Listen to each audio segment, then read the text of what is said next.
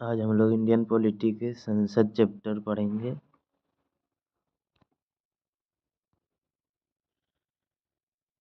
पहला सवाल है, संविधान के किस अनुच्छेद के अंतर्गत धन विधेयक को परिभाषित किया गया है? इसका आंसर होगा अनुच्छेद 110। दूसरा सवाल है, लोकसभा अध्यक्ष अपना त्यागपत्र किसे सौंपता है? इसका आंसर होगा लोकसभा उपाध्यक्ष को। अगला सवाल है, संविधान के अनुच्छेद 82 के अनुसार लोकसभा की सीटों का राज्यों के मध्य आवंटन किस वर्ष की जनगणना के आधार पर किया गया है? इसका आंसर होगा वर्ष 1971 की जनगणना के अनुसार।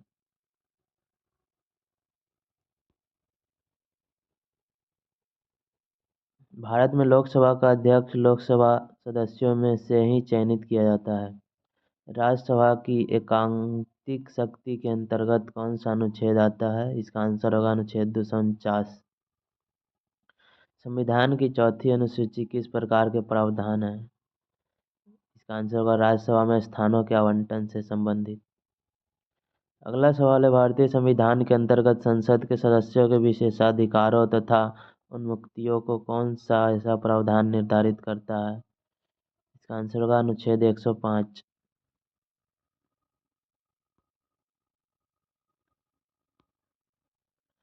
लोकसभा और राज्यसभा की गणपूर्ति सदन की कुल सदस्यों की संख्या के 1/10 संख्या से होती है।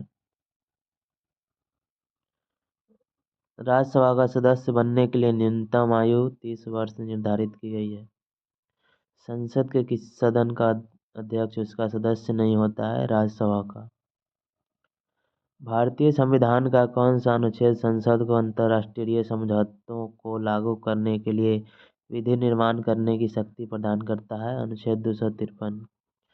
भारतीय संसद में राष्ट्रपति और संसद के दोनों सदन सम्मिलित होते हैं, राज्यसभा और लोकसभा।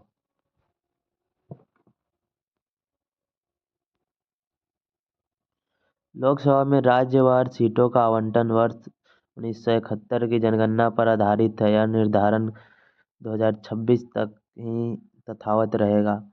लोकसभा के सदस्यों की संख्या 525 से बढ़ाकर 545 की संविधान संशोधन द्वारा कर दी गई। इसका आंसर होगा 31वें संविधान संशोधन द्वारा। अगला है, लोकसभा को कार्यकाल पूरा होने के पहले ही किसके द्वारा भंग किया जा सकता है? प्रधानमंत्री की अनुशंसा पर राष्ट्रपति के द्वारा।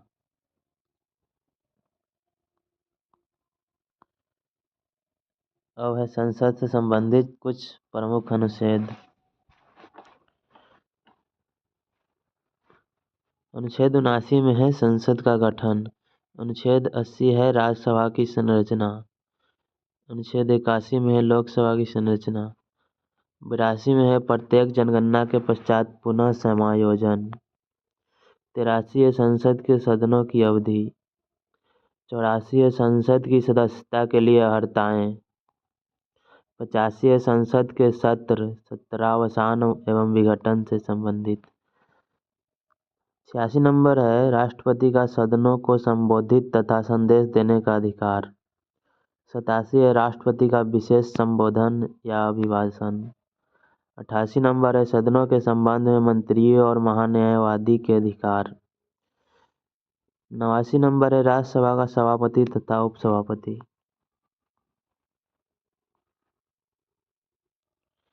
90 है राज्यसभा के उपसभापति के पद की रिक्ति त्यागपत्र तथा पद से हटाए जाने से संबंधित।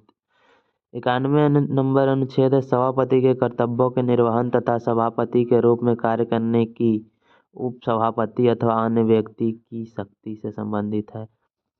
92 है जब राज्यसभा के सभापति अथवा उपसभापति को पद से हटाने का संकल्प विचाराधीन हो तब उसका पीठासीन न होना। 93 नंबर है लोकसभा का अध्यक्ष तथा उपाध्यक्ष से संबंधित। 94 है लोकसभा अध्यक्ष तथा उपाध्यक्ष पद की रिक्ति त्यागपत्र तथा पद से हटाए जाने से संबंधित। 95 है लोकसभा उपाध्यक्ष अथवा किसी अन्य व्यक्ति का लोकसभा अध्यक्ष के कर्तव्यों का निर्वहन की शक्ति।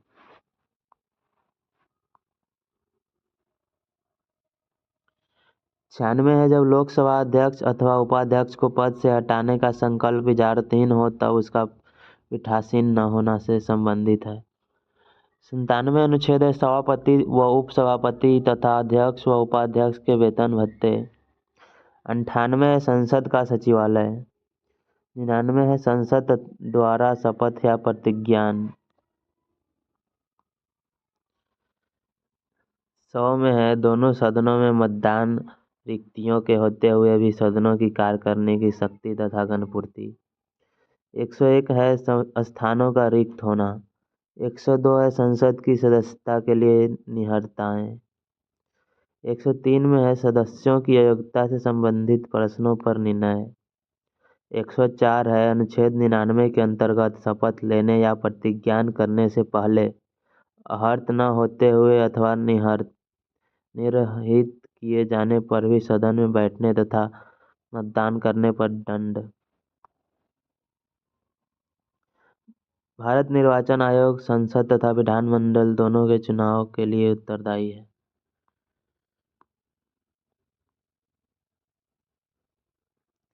आगे किस राज्य में लोकसभा में अनुसूचित जनजातियों के लिए सर्वाधिक सीटें आरक्षित है? इसका आंसर होगा मध्य प्रदेश। 6 सीटें आरक्षित है। लोकसभा का कार्यकाल आपातकाल की घोषणा के दौरान एक बार में 1 वर्ष के लिए बढ़ाया जा सकता है। लोकसभा में 2 अंगल भारतीय सदस्य को कौन मनोनीत करता है? भारत का राष्ट्रपति। लेकिन ये दोनों अब हटाए जा चुके हैं, इसको अब कोई मनोनीत नहीं करता है। 104वें संविधान संशोधन अधिनियम 2019 के द्वारा अंगल भारतीय समुदाय संबंधी व्यवस्था को निर्धारित तिथि 25 जनवरी 2020 से आगे नहीं बढ़ाया गया है। लोकसभा चुनाव में निर्वाचित होने के लिए किसी व्यक्ति का न्यूनतम आयु 25 वर्ष होना चाहिए। लोकसभा व राज्यसभा के सर्वाधिक प्रतिनिधि भारत के किस राज्य से आते हैं? इसका आंसर होगा उत्तर प्रदेश। उत्तर प्रदेश के पश्चात लोकसभा में सर्वाधिक सीटें महाराष्ट्र में हैं, 48 लोकसभा सीटें। राज्यसभा एक अस्थायी सदन है क्योंकि इसे विघटित या समाप्त नहीं किया जा सकता। क्षेत्रफल की दृष्टि से सबसे बड़ा लोकसभा निर्वाचन क्षेत्र है लद्दाख। परिसीमन के पश्चात उत्तर प्रदेश में मतदाताओं की संख्या की दृष्टि से सबसे बड़ा लोकसभा क्षेत्र कौन सा है? उन्नाव, उत्तर प्रदेश। लोकसभा का पहला आम चुनाव किस वर्ष हुआ था? 25 अक्टूबर 1951 से 21 फरवरी 1952 के मध्य।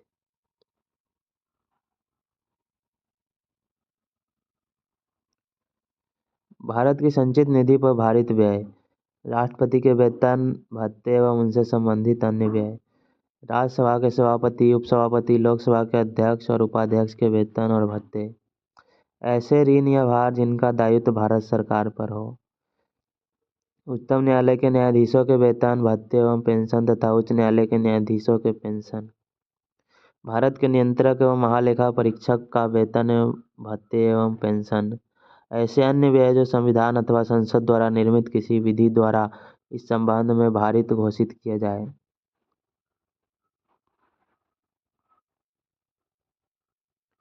यदि लोकसभा के सभी सदस्य बहुमत से संकल्प पारित कर दे तो लोकसभा अध्यक्ष को उसके कार्यकाल की समाप्ति के पूर्व उसके पद से हटाया जा सकता है।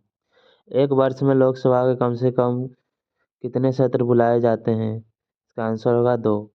राज्यसभा के सदस्य का कार्यकाल कितने वर्ष का होता है? इसका आंसर होगा 6 वर्ष। प्रोटेम स्पीकर की नियुक्ति राष्ट्रपति के द्वारा की जाती है तथा उसका कर्तव्य नवनिर्वाचित लोकसभा सदस्यों को शपथ दिलाना है। लोकसभा अध्यक्ष अपने निर्णायक मत का प्रयोग कब करता है? इसका आंसर होगा किसी विधेयक या प्रस्ताव के पक्ष एवं विपक्ष में बराबर मत होने की स्थिति में। लोकसभा का प्रथम अध्यक्ष कौन थे? जीवी महाबलंकर। लोक लेखा समिति नियंत्रक एवं महालेखा परीक्षक की रिपोर्ट की जांच करती है तथा उस पर अंतिम रिपोर्ट तैयार करके संसद के पटल पर रखती है। प्राक्कलन समिति का कार्यकाल 1 वर्ष का होता है। राज्यसभा के सदस्य किसके द्वारा चुने जाते हैं? राज्यों के विधानसभाओं द्वारा।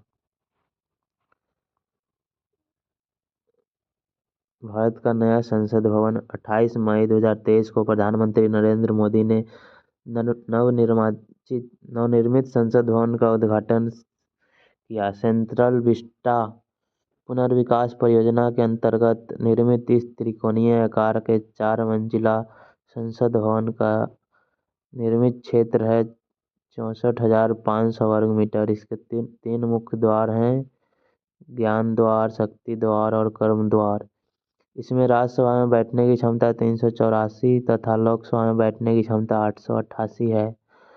संयुक्त संसद अधिवेशन में बैठने की व्यवस्था 1272 है। लोकसभा का आंतरिक हिस्सा राष्ट्रीय पक्षी मोर पर तथा राज्यसभा का आंतरिक हिस्सा राष्ट्रीय फूल कमल पर आधारित है। संसद परिसर में राष्ट्रीय वृक्ष बरगद स्थापित है। पुराने संसद भवन को अब संविधान सदन के नाम से जाना जाएगा।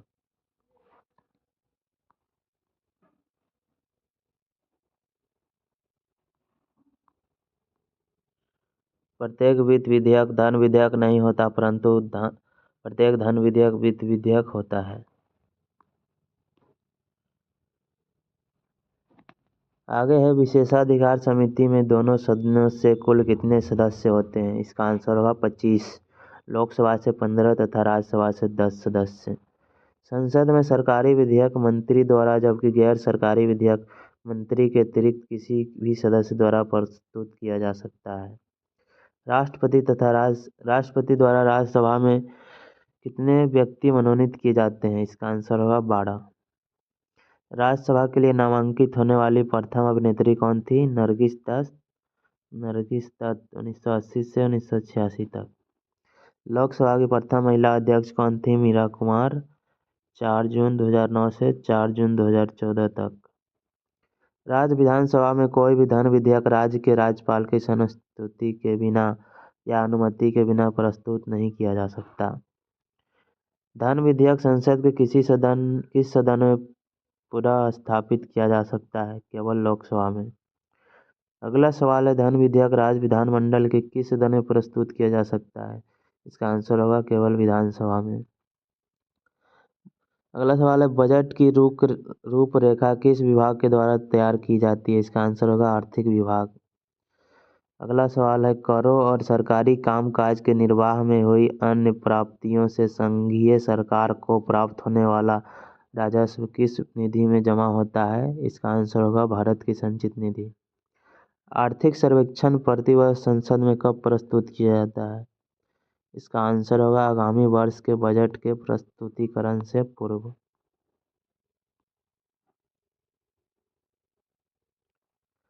वे प्रथम लोकसभा अध्यक्ष कौन थे जिनके विरुद्ध लोकसभा में अविश्वास प्रस्ताव लाया गया था। इसका आंसर होगा जीवी मावलंकर। लोकसभा का सचिवालय किसके नियंत्रण में होता है। इसका आंसर होगा लोकसभा अध्यक्ष के नियंत्रण में।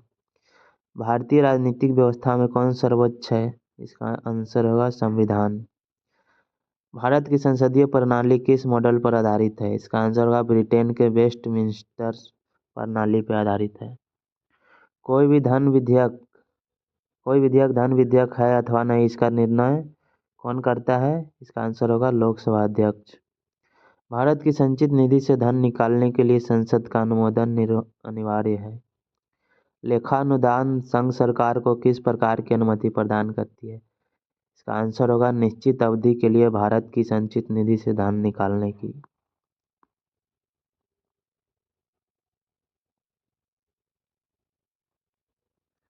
साधारण विधेयक एवं धन विधेयक में तुलना। साधारण विधेयक में पहला, इसे लोकसभा या राज्यसभा में कहीं भी प्रस्तुत किया जा सकता है। धन विधेयक को इसे केवल लोकसभा में प्रस्तुत किया जाएगा। दूसरा साधारण विधेयक है, इसे मंत्री अथवा गैर सरकारी सदस्य दोनों द्वारा प्रस्तुत किया जा सकता है।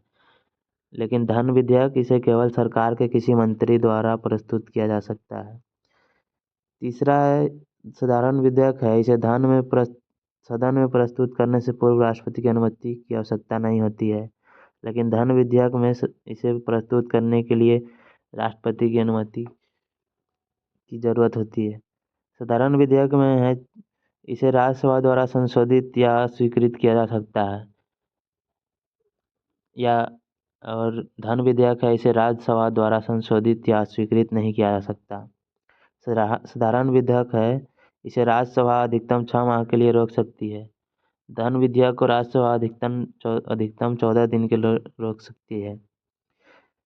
साधारण विधेयक राज्यसभा में भेजने के लिए लोकसभा अध्यक्ष के द्वारा प्रमाणित किए जाने की आवश्यकता नहीं होती। धन विधेयक को लोकसभा अध्यक्ष के द्वारा धन विधेयक के रूप में प्रमाणित किए जाने की आवश्यकता होती है। 7वां है, दोनों सदनों में असहमति की स्थिति में राष्ट्रपति दोनों सदनों की संयुक्त बैठक बुला सकता है। इसे दोनों सदनों में पारित होने के बाद राष्ट्रपति के हस्ताक्षर के लिए भेजा जाता है। वहीं धन विधेयक में इसे दोनों सदनों के बीच असहमति का कोई अवसर ही नहीं होता है, इसलिए संयुक्त बैठक का कोई प्रावधान नहीं है। इसे केवल लोकसभा से पारित होने के बाद राष्ट्रपति के हस्ताक्षर के लिए भेजा जाता है। 8वां साधारण विधेयक है, यह लोकसभा में स्वीकृत होने पर सरकार को त्यागपत्र देना पड़ सकता है यदि इसे मंत्री ने प्रस्तुत किया हो तो। और धन विधेयक में यह विधेयक लोकसभा में स्वीकृत होने पर सरकार को त्यागपत्र देना पड़ता है। 9वां है, इसे राष्ट्रपति द्वारा स्वीकृत या अस्वीकृत किया जा सकता है अथवा पुनर्विचार के लिए भेजा जा सकता है। धन विधेयक है, इसे राष्ट्रपति द्वारा स्वीकृत या अस्वीकृत किया जा सकता है परंतु पुनर्विचार के लिए नहीं लौटाया जा सकता। धन विधेयक एवं संविधान संशोधन विधेयक के संबंध में दोनों सदनों की संयुक्त बैठक नहीं बुलाई जा सकती।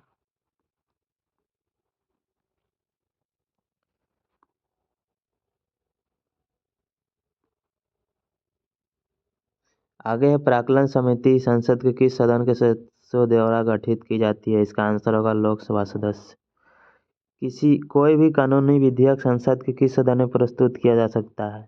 इसका आंसर होगा संसद के किसी भी सदन में।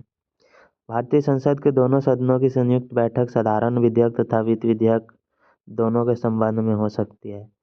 संसद के 2 सत्रों के मध्य अधिकाधिक अंतराल कितना होना चाहिए। इसका आंसर होगा 6 महीना। वर्तमान में राज्यसभा में 245 सदस्य हैं, जिनमें से 225 सदस्य राज्यसभा से एवं 8 सदस्य संघ राज्य क्षेत्रों से चुनकर आते हैं तथा 12 सदस्य राष्ट्रपति द्वारा मनोनीत किए जाते हैं। सरकार द्वारा लोकसभा में अपना बहुमत सिद्ध करने के लिए कौन सा प्रस्ताव रखा जाता है। इसका आंसर होगा विश्वास प्रस्ताव। भारतीय संसद के दोनों सदनों की प्रथम संयुक्त बैठक किस विधेयक पर हुई थी। इसका आंसर होगा दहेज उन्मूलन विधेयक पर वर्ष 1961 में।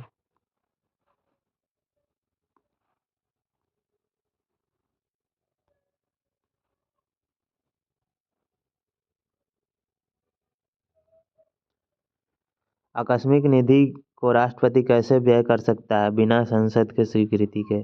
लोकसभा में विधेयक पर आम बहस के किस वाचन में होती है। द्वितीय वाचन में। कटौती प्रस्ताव को और किस अन्य नाम से जानते हैं। इसका आंसर होगा समापन प्रस्ताव।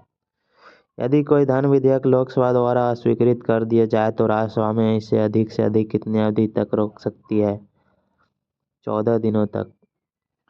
अगला सवाल है, लोकसभा समिति अपनी रिपोर्ट किसे प्रस्तुत करती है। इसका आंसर होगा लोकसभा अध्यक्ष को। संसद में लोक लेखा समिति के अध्यक्ष की नियुक्ति किसके द्वारा की जाती है। इसका आंसर होगा लोकसभा के अध्यक्ष के द्वारा।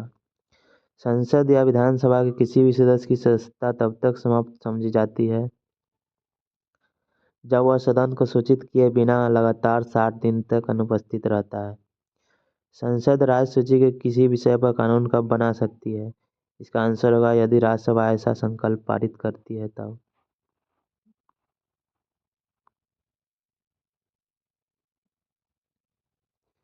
यदि वार्षिक संघीय बजट लोकसभा द्वारा पारित न हो तो प्रधानमंत्री अपनी मंत्रिपरिषद सहित त्यागपत्र देता है। लोकसभा तथा राज्यसभा के संयुक्त अधिवेशन की अध्यक्षता कौन करता है। इसका आंसर होगा लोकसभा अध्यक्ष।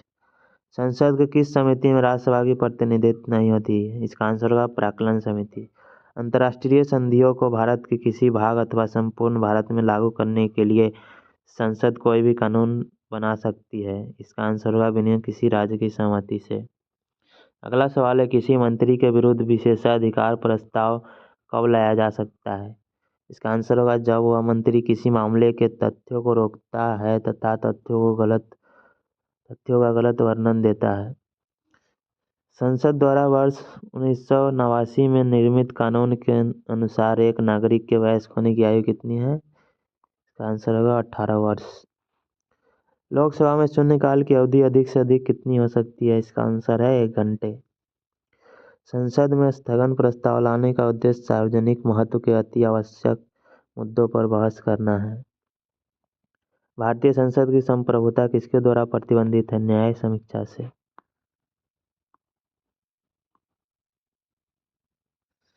संसद की लोक लेखा समिति का प्रमुख कार्य शासन के वित्तीय लेखा एवं विनिमय तथा नियंत्रक महालेखा परीक्षक की रिपोर्ट का परीक्षण करना है। भारतीय संसद किसके माध्यम से प्रशासन पर नियंत्रण करती है? इसका आंसर होगा संसदीय समितियों के माध्यम से। भारतीय संसद की संप्रभुता किसके द्वारा प्रतिबंधित है? न्यायिक समीक्षा से। भारतीय संसदीय व्यवस्था में शून्यकाल किस देश की देन है? इसका आंसर होगा भारत की। संसद की कार्यवाही का प्रथम घंटा क्या कहलाता है? इसका आंसर होगा प्रश्नकाल। लोक लेखा समिति में कुल 22 सदस्य होते हैं, जिनमें 15 लोकसभा से तथा 7 राज्यसभा से लिए जाते हैं। दोस्तों, ये था आज पार्लियामेंट चैप्टर से, जिसमें लोकसभा और राज्यसभा दोनों का कंप्लीट पूरा चैप्टर था।